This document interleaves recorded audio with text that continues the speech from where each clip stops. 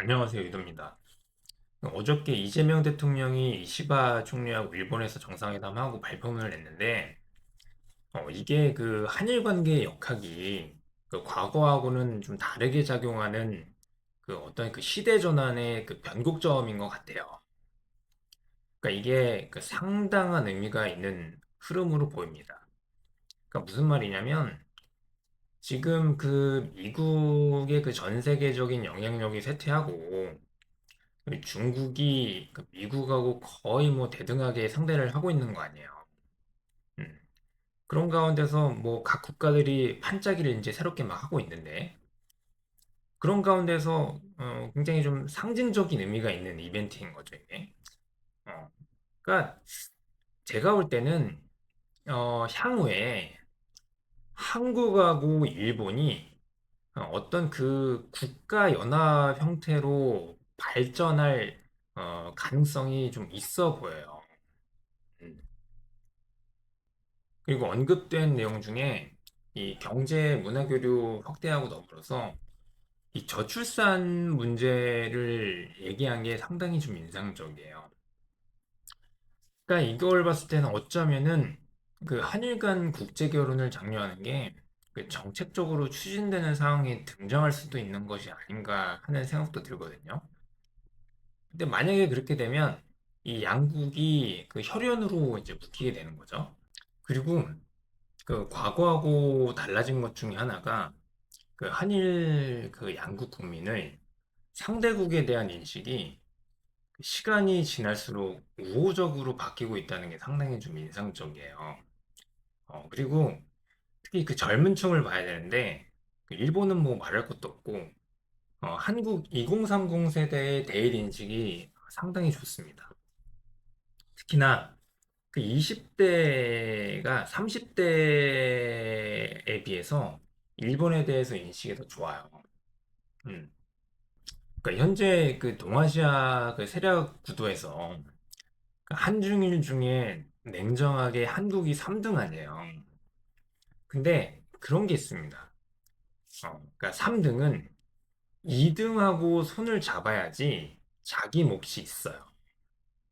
근데 1등하고 손을 잡아서 2등을 물리치고 나면 토사구팽 당할 가능성이 높습니다. 그러니까 향후에 중국하고 손을 잡아서 함께 가게 됐을 때, 그 이후에는 한국이 가진 그 자율성을 상당 부분 상실하게 될 가능성이 높아요. 음. 그러니까 기존에 그 한국이 미국하고 손을 잡았을 때는 이 지정학적인 측면에서 미국이 한국을 강해지도록 만드는 게 미국의 국익에 부합했거든요. 왜냐하면 그래야만 그 미국 그 동맹 세력의 변경 지역에서 어떤 그 1차적인 방어막으로 역할을 할 수가 있기 때문에 그렇습니다. 그런데 중국 입장에서는 옆에 그 센 나라가 있으면 오히려 피곤하다고 인식을 할 수가 있어요. 그렇기 때문에 한국을 약하게 만들고 자기네 쪽으로 동화시키는 게 본인들 국익에 부합하다고 여길 수가 있는 거죠. 그러니까 그렇게 됐을 때 뭐 이제 여러 가지 뭐 다양한 측면들이 있겠지만 쉽게 예를 들면 지금 뭐 전 세계를 향해서 굉장히 영향력을 크게 발휘하고 있는 K컬처 같은 것들, 뭐 K팝, K드라마, K푸드 이런 것들이 그렇게 됐을 때 계속해서 존속을 할 수 있느냐 여기에 대해서 의문을 가질 수밖에 없게 되는 거죠. 그리고 그 우리나라 시간으로 26일 새벽에 백악관에서 한미 정상회담이 예정이 되어 있는데 그 안보 통상 경제 협력 관련해서 한미 방위비 분담금 문제라든지 관세라든지 그리고 뭐 대미 투자 관련된 얘기를 할 걸로 지금 보여지는 상황이에요. 근데 이제 다행히도 이 현재 그 국제적인 정세는 한국한테 유리하게 좀 작용하는 걸로 보여요. 뭔 말이냐면 지금 그 이스라엘 팔레스타인 전쟁 때문에 그 서방 세계가 좀 많이 분열이 되어 있고, 그리고 또 중국은 최근에 인도하고 관계 개선에 유의한 뭐 진전이 좀 있었고, 그리고 또 한국하고는 밀착을 하고 있는데, 미국은 오히려 대외 관계가 지금 악화가 되고 있는 거 아닙니까? 그러니까 물론 뭐 이러한 일들이 그 트럼프 대통령이 뭐 취임한 이후 그 몇 개월 동안 뚜렷하게 지금 벌어진 일들이기도 한 거죠. 그러니까는 이제 뭐 그런 맥락에서 사실 그 지금 그 중국 대만 문제가 같이 걸려 있는 거예요. 그러니까 중국이 대만한테 그 적극적으로 좀 행동하기에 상당히 좀 유리한 국제 정사가 지금 되어 있는 상황인 겁니다.